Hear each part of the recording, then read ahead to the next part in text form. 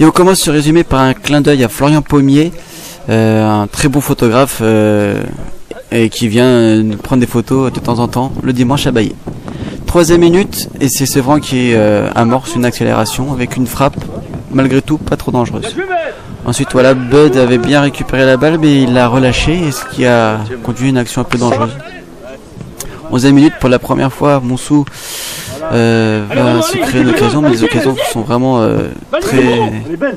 très faibles. Voilà, c'est juste un centre raté, ce qui annonce un match assez fermé.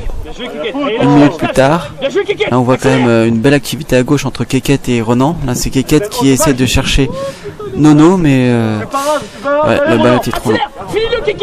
21e, pareil, toujours le même principe, Keket qui lance Nono, mais malheureusement la connexion ne s'est pas réalisée.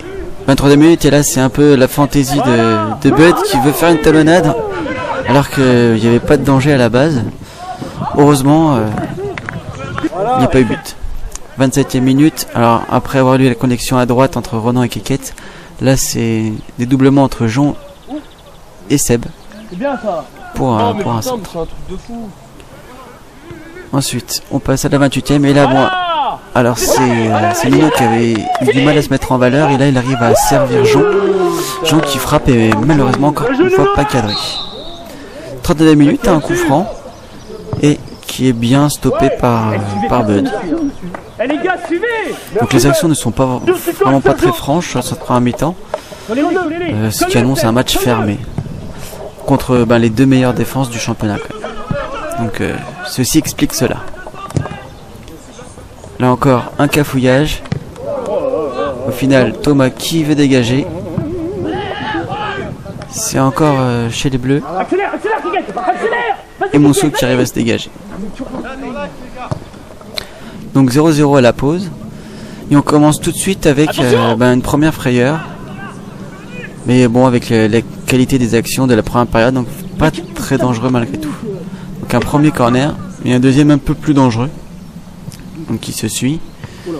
Où une tête n'est pas cadrée.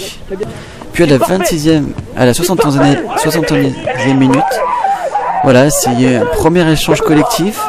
Nono tout seul face au gardien et ouverture du score de Nono, bien servi par un Max en grande forme. Donc parti à la limite du hors-jeu.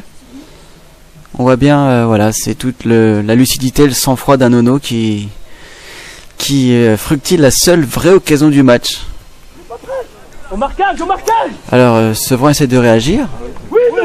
Et heureusement on a un grand Bud qui fait du bien dans les sorties aériennes. Une première sortie aérienne, la deuxième elle arrive.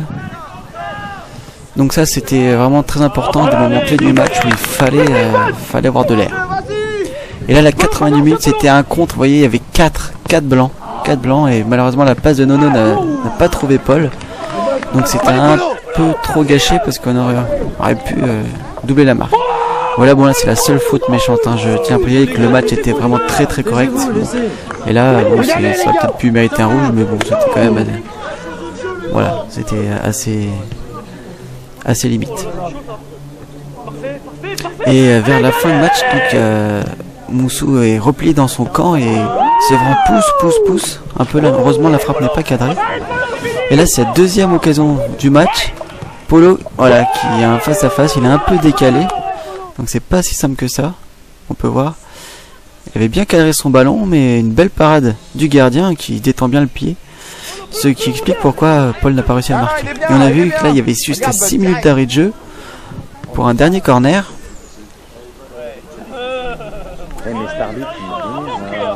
Donc voilà, et au final il ne donne rien. Donc Monsou arrive à arracher une victoire 1-0 sur un match fermé avec très peu d'occasions. Mais bon, c'est le résultat d'une grosse solidarité, en espérant que des bonnes choses pour la suite du championnat. À bientôt.